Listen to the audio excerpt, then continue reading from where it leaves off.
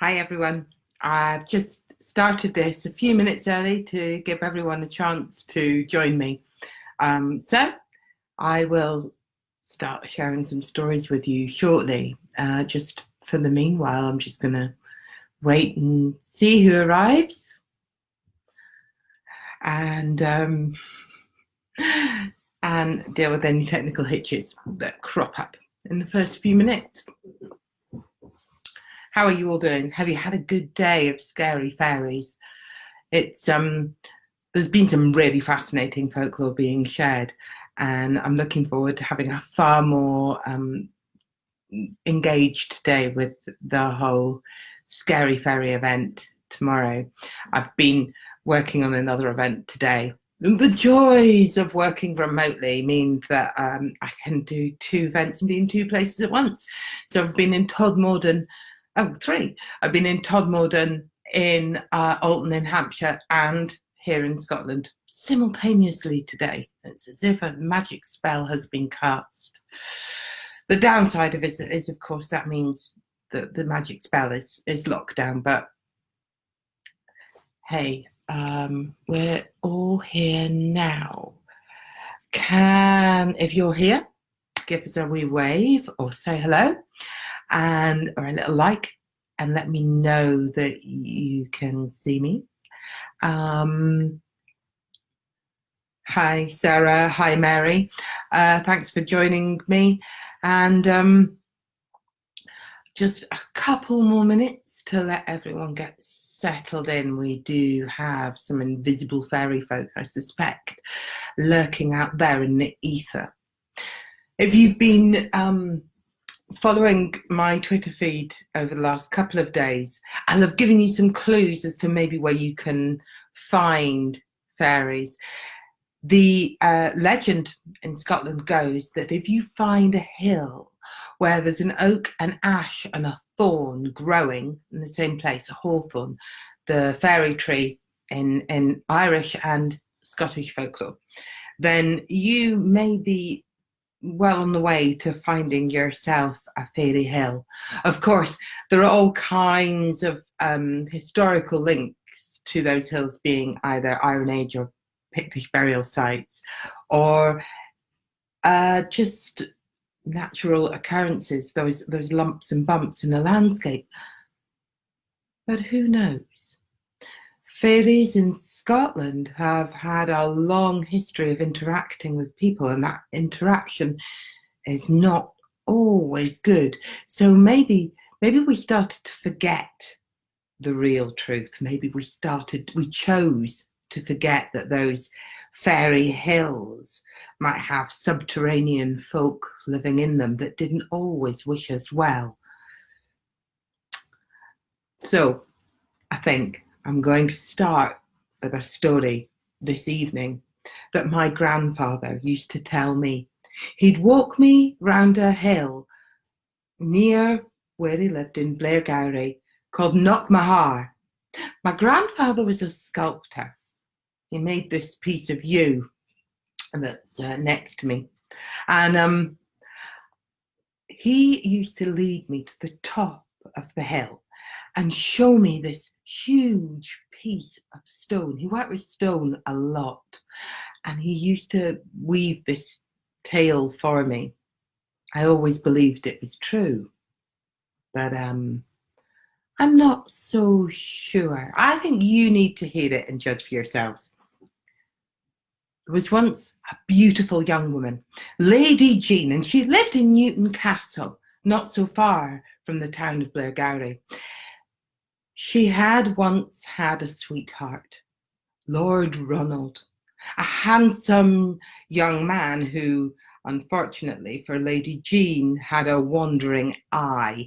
And although the two had had many happy times together, his roving eye led him astray, and he soon left Lady Jean bereft.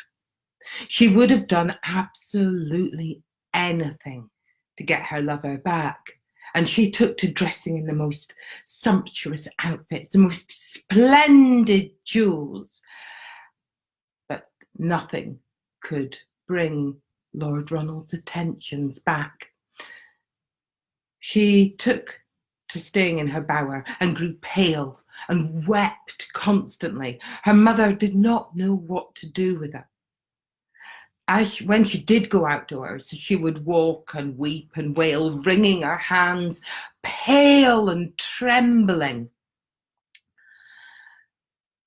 It was on one of these journeys out of the house that Lady Jean was approached by a local wise woman, a woman with a reputation as a tithe-share who was said to engage with the fairy folk. This old woman with deep lined skin and long grey hair floating down her back beckoned Lady Jean to her and said to her, "You will not catch your man with these fancy frocks and sparkling jewels, but I can tell you a way. I can tell you a way to recapture his heart, but you will need to do exactly what I tell you." Lady Jean promised she would do absolutely anything that she was advised to get Lord Ronald's attention back. She listened carefully as the old woman explained that she must go to the kirkyard at a liminal time, and between the hallowed ground and the unholy, she must gather an armful of the long grass that grew there. Then she must walk as the sun set in the sky up to the gallows now. There she must find the lone rowan tree that had recently seen 3 men hanged. She must reach up and break off a branch of the tree, and then she must weave the grass around it. Take herself down to the cobble pool, sit astride the corby stane, and stay there all night long, with Steekit Ian eyes closed tight. And then she would win her lover's heart back. Lady Jean waited for the sun to start to set low in the sky, and then she made her way down to the dark, ominous churchyard, shivering and trembling at the thought of those that lay there. She went round the edge, and where the hallow ground met the land beyond, she gathered an armful of long grass, and then, love bolstering her terrified heart, she made her way up to the gallows now. There, sure enough, she found the rowan tree that had recently seen 3 murderers hanged, and reaching up, even though she'd been taught that the tree was protective and not to do it any harm, she reached up and broke off a branch. She made her way back to her bower, and that night she wove and she plaited the grass in the pattern she'd been told of around the rowan branch.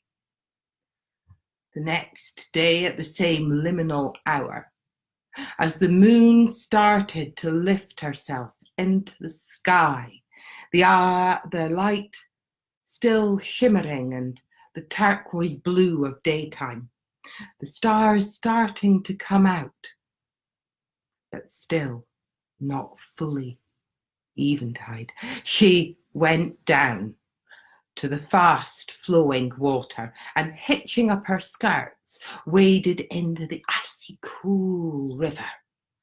There she found the Corbystane, where the black wing of the crow lifted itself off and flew to roost in the trees beyond. There she sat astride the crow's stone, the Corbystane, and the cobble pool, the pool where the cobble or ferry would fetch passengers over to the other side of the river Ericht. There, with her hands gripping the rowan branch, she sat and closed her eyes, and keeping them tightly shut, her breath catching in her throat. She listened to the sounds as night started to unfurl. The hoolet hooted.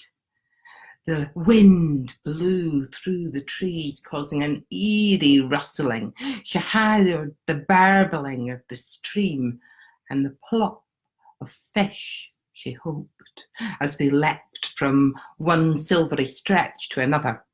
She heard that sinister, terrifying yelp of a fox. She sat there with her eyes shut throughout, too frightened to do anything but stay perfectly still, clutching the branch. And then the most terrifying sound of all. Whispered words in an unearthly voice. Warlocks, swabsters, one and all, weave the witching cloth. Weave the cloth of green, weave the web of death.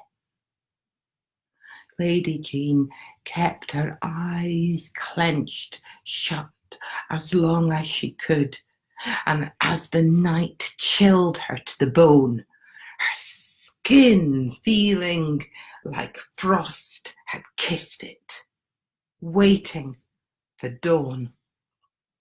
She was so relieved to feel the warm kiss of the sun replace Frost's icy lips. The rooster summoned the morning. She heard it crow, and bravely she opened up her eyes. Frozen feet going back into the stream, crossing over. She looked down and realised where she'd had the night before a white gown. She was now dressed in fairy green, more vivid than any cloth she'd seen, more tactile, silken and soft. This was no ordinary dress. It flowed and melted around her. She walked back towards her castle home. And who should she meet on her way? But Lord Ronald himself. The young man was immediately bewitched. He fell at his knees in front of her and, clutching her still icy fingers, begged her to be his bride. Not next year, not next month, not next week, but now. He could not exist another moment without her by his side. Lady Jean had won her true love back, or so she thought. A wedding was speedily arranged. Sumptuous feast and guests attended from far and wide. Lady Jean was the most beautiful woman anyone had seen. And as the musicians started to play, she stepped up and made her way to her groom's arms. As the couple put their first steps onto the floor, Lady Jean fell in a slump within her groom's arms. The whole castle was shocked and horrified, crying out. Lord Ronald himself gathered his bride up in his arms and made his way up the spiral stair to the tower, where he laid her on the bed that should have seen their love blossom that night. As he knelt at her bedside, Lady Jean, as pale as alabaster, as cold as stone, clad in fairy green, slipped away and died. She couldn't be buried in hallowed ground, enchanted as she was by the Fae. Instead, her body was taken up to Knockmahar, and there it was marked with that huge stone that my grandfather pointed out to me as he wove a story. It's said that on Halloween, when the church clock in Blairgowrie chimes 12, The stone on Knockmahar barrels round 3 times, and Lady Jean steps out of her lonely grave and makes her way down to Newton Castle, up the stairs to the tower, where she would have laid with her true love, and searches for him, but has not found him yet. As I say, I don't know how true that story is, but what I do know is that many people have said that the laird who lived there around in the 1920s, so when my grandfather was a little boy, is said to have seen her on several occasions on Halloween making her way up to the High Tower. So if you ever get a chance to visit Blairgowrie and find Knockmahar, maybe you can think of Lady Jean as you find the barrel and stone that whirls round at the top. But I don't recommend that you find the gallows hill or the rowan tree that rests there. I don't recommend you break a branch from any tree, but especially not that one. And whatever you do, don't go weaving any grass around it. So that's the story of Lady Jean of Newton. There are lots of stories about being taken away by the Fae in my part of Scotland. Blairgowrie is just to the north of where I live now, but just a few miles over to the east is Clackmannanshire. And in Clackmannanshire, well, the fairies were prone to taking women away.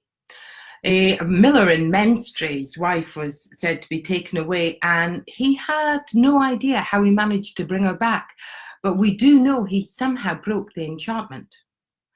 It seemed to be a bit of a family trait, because his sister-in-law was also stolen away by the Fae. She was a little bit more engaged with the experience, shall we say. Her husband, Davy, was a notorious drunk. He had a nasty temper when he'd been drinking, and the poor woman was so upset that she one night fell to her knees and begged the fairies to take her away. No sooner had she asked than she received. The fairies quickly stole drunken Davy's wife away and took her to their subterranean chambers in Tullibody in Clackmannanshire. Now, the woman got on fine and well. They treated her like a queen, but eventually she started to miss her mortal life and asked that they should return her. They did, but what they also added was they gave her a special stick from an elder tree, and they told her that as long as she kept this stick safe, her husband Davy would drink no more. And as far as I know, he stayed sober for the rest of his days and became an entirely changed human being. But I wouldn't necessarily trust them. That's the thing with the Fae, isn't it? Another local man, the Reverend Robert Kirk, the first person to translate the Bible into Gaelic, because he believed his parishioners should be able to read the Bible themselves, lived in nearby Aberfoyle, a little way from here. And he mentions that the fairies are somewhere between mortal and angel. He calls them subterranean people. He talks about how the elf arrows he finds, the ones that we so often say are the work of ancient stone crafters, were too fine to have been made by mortal hands and were the work of the fairies. Now, I'm going to tell you a little of the story of Robert Kirk, but I'll probably mention him again in my session tomorrow, because he's a big favourite of mine. As he was writing away, working on he'd finished his Bible. He then started work on this book. The Secret Commonwealth of Elves, Thorns and Fairies. It was published in 1691. And the story goes he was working on a few more ideas. He was cataloguing the antics of the fairies close to him and nearby Doon Hill, when they decided he knew too much. And one evening, as he was walking up Doon Hill, a steep incline topped by a pine tree, he was stolen away. His corpse was found. And you would imagine that people might suspect a heart attack, but a short while later, he appeared to his cousin in the kirk, and he called out to him and he said, "I've been stolen away by the fairies, and you can release me. I can come back to you and be with my family again. But you only have one chance. At the christening of your child, I will reappear. And you must take the dirk out of your kilt, and you must throw it at the apparition you see before you. You need to pierce my heart with this dagger of iron, and I will be returned." Sure enough, the Reverend Robert Kirk did appear at his cousin Graham's child's christening, but Graham was too afeared to throw his dirk at his cousin, and the Reverend Robert Kirk was lost forever. It's said that he is now the Fairy Queen's parson himself. He sits there working for those creatures that are said to have no religion, his own words. But there he stays to this very day. You can walk up the hill, and it's now the pine tree that marks where he was found. The pine tree that he was taken into by the fairy folk is now a clouty tree, a tradition across parts of Britain where tiny bits of cloth are tied.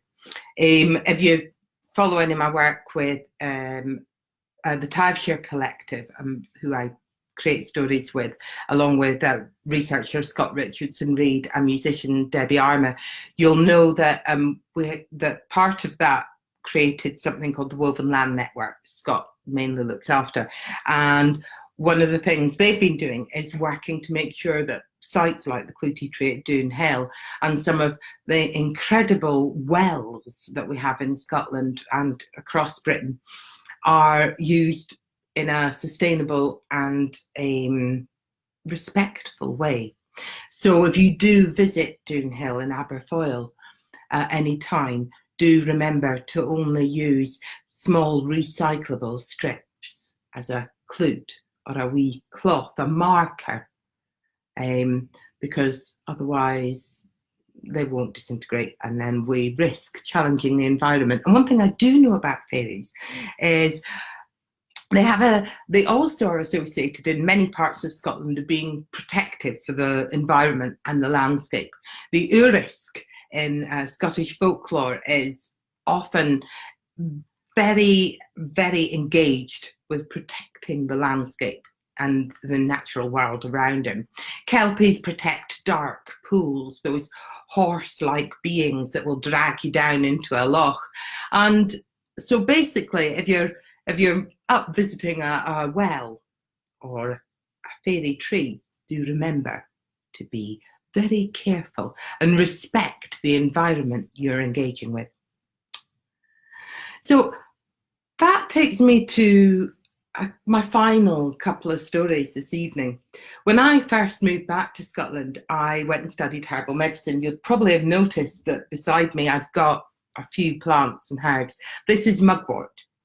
Mugwort is said to be protective in many aspects. You can, according to some sources, use it to mark round fairy hills or fairy rings, and it'll help protect you from any harmful, ill-minded fairies. Not the helpful sort.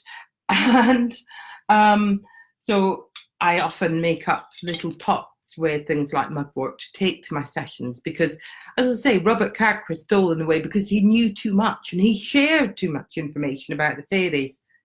And I don't really want to find myself falling foul of the fairies in the same way that he did in the 17th century. I also, when I first came back to Scotland, as I say, discovered that there was a legend in Glasgow of mermaids once living in the River Clyde. And I shared this story, a story I wove in with folklore and historical insights of Glasgow to become the Mermaid of the Clyde, and I'll share a link to that later. I shared this story about the Mermaid of the Clyde at a workshop. So the Mermaid of the Clyde utters the words, "Let them drink nettles in March and mugworts in May, and not so many braw maidens would have gone to the clay." Now this ties in with a time when people were falling foul of consumption. Glasgow was becoming more industrial and houses were building up tenements back to back, so that there was very little light, and the meadows that had once covered that green, beautiful land were just covered in man's stuff. Gosh, nothing like a live session. So the Mermaid of the Clyde utters these words, and after she does that, she flicks up her tail and off she goes out to sea and isn't seen again, although the legend has it that they will return. The down she is a Scottish word for fairy, but the down she, the merrow, the mermaids that once lived in Scotland's rivers will return if we just get a little bit more quiet, start listening for their magical words. Maybe if we took advantage of the silence of lockdown and went out and listened to our rivers a little bit more, we may hear their song and they may return. But anyway, back to the workshop. I shared the story of the Mermaid of the Clyde and I took along mugwort. We sat sipping mugwort tea. It's a drink that not only may protect you, but also is linked to very vivid dreams. It works very well with the menstrual cycle and can help regulate menstrual problems, but it's also just gives you this very warm, dreamlike sense of well-being. I shared the story. We sit in mugwort tea, and a fantastic woman who is an activist, Bertinez, she turned to me and she said, "We have almost exactly the same story in Switzerland." And so very briefly, I'd like to share the essence of this story that Virginia shared with me. And it is that, like the mermaids in Scotland, there were once fairy folk in Switzerland. They are said to have given the Swiss people an amazing magical elixir made from mugwort's sister, wormwood, absinthium, Artemisia absinthium. I got a little bottle I made of my own here of the Fée Verte, or the green fairy. And absinthe was given to the people of Switzerland by the fairies.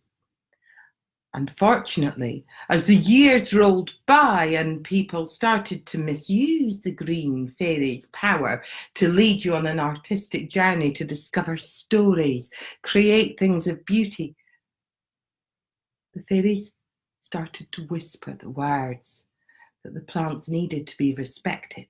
They needed to be loved. Their magical handiwork was not to be misused with the aim of sheer drunkenness. And they took to the hills. And they haven't been seen since. But if we promise to be a little bit more careful in the way we use their gifts, then they may return. On the flip side of that, both those stories do suggest that if we don't behave ourselves, they may also steal us away. I hope you've enjoyed my stories of the fairies this evening.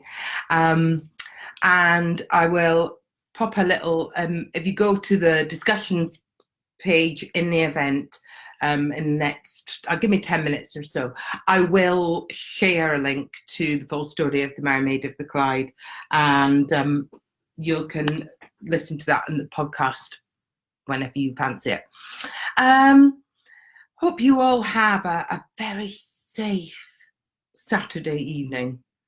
Don't misuse the absinthe too much.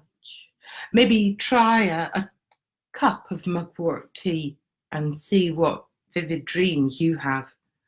And if you ever are in any trouble, probably don't call on the fairies to come and help you. How they offer that help is never guaranteed. Sometimes they exact a rather dark and dangerous revenge. Thank you all very, very much for listening, and I will be back doing another Facebook Live event, sharing a couple more Scottish stories and a very special recipe I've got. A year or so ago, I was lucky enough to be invited down to the Ashmolean Museum in Oxford to share a workshop down there, and I went nosing around in the archives. Something I do, to find a recipe that I'd heard about. It's a 17th century recipe for a magical ointment to help you see fairies. I will be mixing that up and sharing some more stories. And if anyone wants some of the ointment after I've mixed it, well, it's called an ointment, but that's the leech word for it. It's not really ointmenty, it's more of a liquid. Then I can send that out to you and just PM me and I'll let you have details. Or you can get the ingredients yourself and join in and make your own. And hopefully I'll see you all then. Thank you so much for joining me and have a lovely evening. Goodbye.